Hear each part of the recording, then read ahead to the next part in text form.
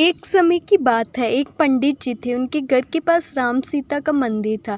वह उस मंदिर के पुजारी थे। मंदिर में हर मंगलवार को राम कथा सुनाते थे। उनकी राम कथा सुनने के लिए बहुत दूर दूर से लोग आते थे। बड़े मधुर भजन भी गाते थे। राम कथा सुनाते समय पंडित जी पास एक झूला रखते थे। पंडित जी को विश्वास था कि राम कथा सुनने के लिए हनुमान जी आते हैं और इसी झूले पर बैठकर कथा सुनते हैं। लोग उनकी भावनाओं का सम्मान करते और सब झूले के सामने हाथ जोड़कर बैठ जाते। पंडित जी का एक दोस्त था जो वकील था और बहुत पढ़ा लिखा और विद्वान था। वह भी राम कथा सुनने आया करता था। वकील साहब से पंडित जी की बहुत पक्की दोस्ती थी। एक दिन वकील साहब ने पंडित जी से कहा, पंडित जी, ये राम कथा सुनाते समय ये जो खाली झूला आप अपने पास रखते, मुझे बड़ा बुरा लगता है। खाली झूला रखने का क्या मतलब है? सब उस खाली झूले के सामने हाथ जोड़कर बैठे रहते हैं, अच्छा नहीं लगता। पंडित जी ने कहा, वकील साहब, ये कोई आम झूला नहीं, हनुमान जी इस झूले पर बैठकर मेरी राम कथा सुनते हैं। वकील साहब बहुत पढ़े लिखे व्यक्ति थे, बिना सबूत के वह मानने वाले नहीं थे। अब पंडित जी और वकील साहब में विवाद बढ़ गया। वकील साहब बोले, अगर झूला वहाँ से नहीं हटा तो हमारी दोस्ती ख़त्म हो जाएगी। पंडित जी ने कहा, हनुमान जी बैठेंगे तो उसी झूले पे। अब वकील साहब ने कहा, चलिए शर्त लगाते हैं, कल मंगलवार है, कल यदि आपने साबित कर दिया कि हनुमान जी आपकी रामकथा सुनने आते हैं तो मैं अपनी वकालत छोड़कर आपके इस मंदिर का सेवक बन जाऊंगा। लेकिन अगर आप ये साबित नहीं कर पाए तो आपको पूरी ज़िंदगी मेरा नौकर बन के रहना पड़ेगा। पंडित जी ने बिना कुछ सोचे शर्त मान ली। वकील साहब अपनी चालाकी पर खुश होते हुए वहाँ से चले गए। पंडित जी घर आए और सोचने लगे, ये मैंने क्या कर दिया, बिना सोचे शर्त लगा ली। भगवान साक्षात कैसे आएंगे?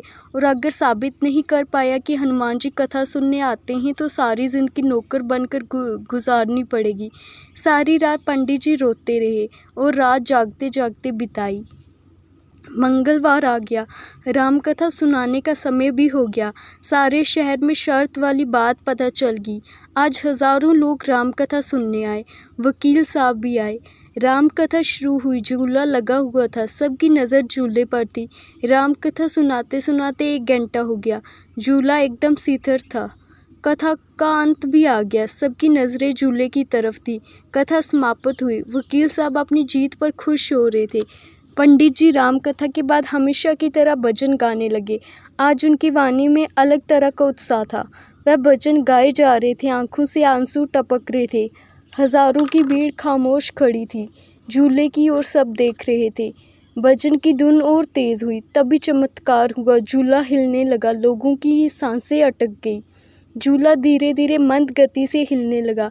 पंडित जी अभी भी भजन गाने में मगन थे, उनकी आंखें बंद थी। झूला ऐसे आगे पीछे हल्का हल्का झूलने लगा जैसे उस पर कोई बैठा हो। वकील साहब और हजारों लोग जो वहाँ आए थे, उन्हें अपनी आंखों पर यकीन न हुआ। सब लोग जोर जोर से चिल्लाने लगे, जय श्री राम, जय श्री राम, जय बजरंग बली। पंडित जी भजन गाए जा रहे थे, झूला हिलता जा रहा था और वकील साहब बस रोते जा रहे थे ये दृश्य देखकर। भजन समाप्त हुआ। पंडित जी ने आंखें खोली तो वकील साहब उनके पैरों में पड़े थे। पूरा शहर जय बजरंग बली के नारे लगा रहा था। वकील साहब रोते हुए बोले, मुझे माफ़ कर दीजिए पंडित जी, मैं सारी ज़िंदगी के लिए आपका सेवक हुआ। आज स्वयं हनुमान जी मेरा घमंड तोड़ने आए थे। आपका विश्वास जीत गया, मैं हार गया। अगर आपको ये कहानी पसंद आई हो तो कमेंट में जय बजरंगबली ज़रूर लिखें।